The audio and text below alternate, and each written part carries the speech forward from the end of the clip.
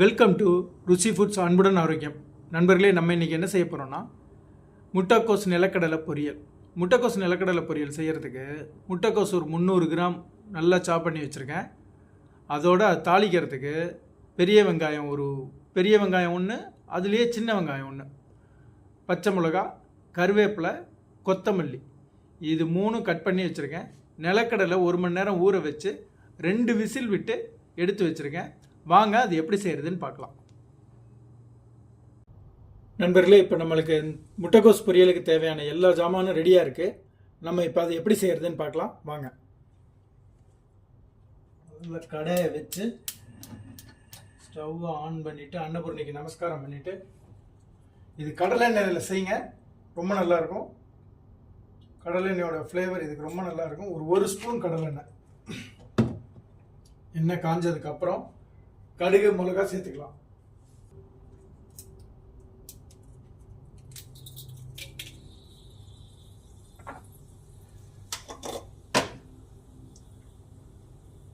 மிளகா சேர்த்ததுக்கப்புறம் கடுகு,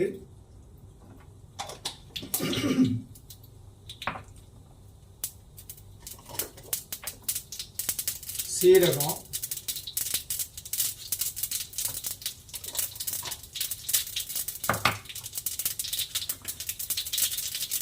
உளுத்தம்பருப்பு,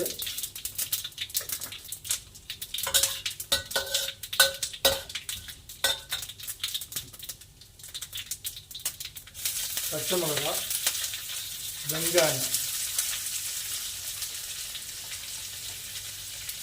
கருவேப்பிலை.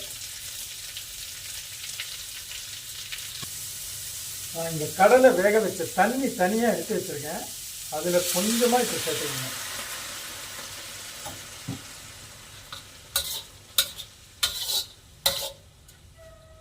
தண்ணி சேர்த்தா கூட்டு மாதிரி ஆயிரும்னு நினைப்பீங்க, ஆகாது. ஏன்னா நம்ம தேங்காய் சேர்த்தோன்னே அந்த தண்ணி எல்லாத்தையும் எடுத்துரும்.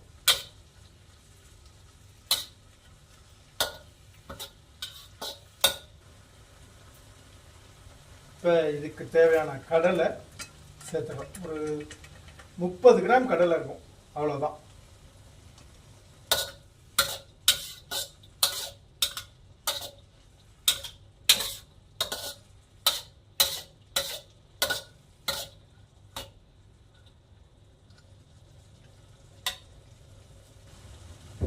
மஞ்சத்தூள் கொஞ்சம்,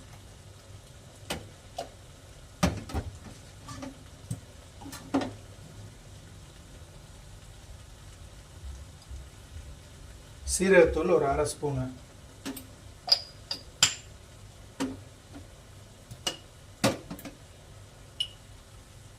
மல்லித்தூள் 1 ஸ்பூனு,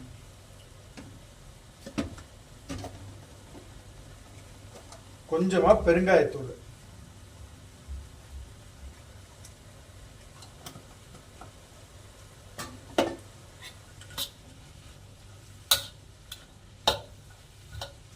எல்லாம் அதில் கலர் சேர்ற மாதிரி நல்லா கலந்து விட்டுருங்க.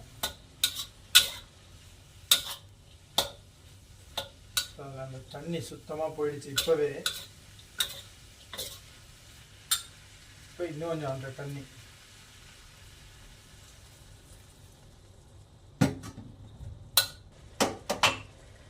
இப்போ இதுக்கு தேவையான உப்பு,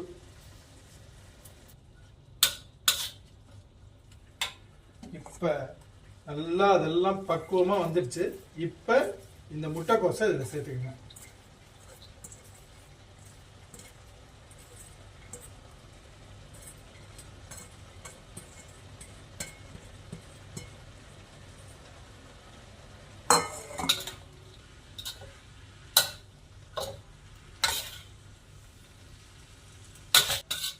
நம்ம இதில் பச்சை மிளகா 2 மிளகா சேர்த்துருக்கோம், 2 வரமிளகா சேர்த்துருக்கோம். அதனால இதுக்கு காரத்துக்குன்னு தனியாக மிளகா பொடி சேர்க்க தேவையில்லை. இந்த காரமே இதுக்கு சரியாக இருக்கும். இது ஒரு 5 நிமிஷம் ஆகும் வேகிறதுக்கு. அது வேகட்டும்.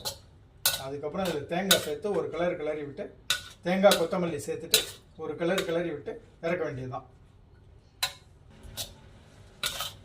நான் எப்போவுமே சொல்கிற மாதிரி தான், கறி காய் எல்லாம் கட் பண்ணி வச்சிட்டிங்கன்னா அதிகபட்சம் 10 நிமிஷம் இந்த பொரியல் ரெடியாக இருக்கும்.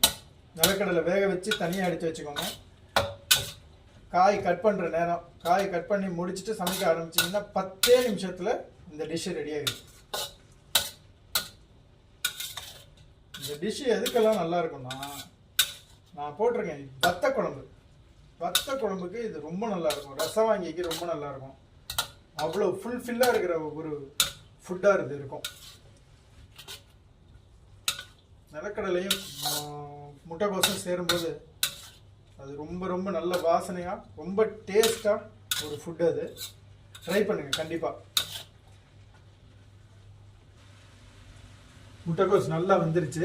இப்போ தேங்காய் சேர்த்துக்கலாம். தேங்காய் சேர்த்துட்டு தேங்காயோடைய கொத்தமல்லியும் சேர்த்துக்கலாம்.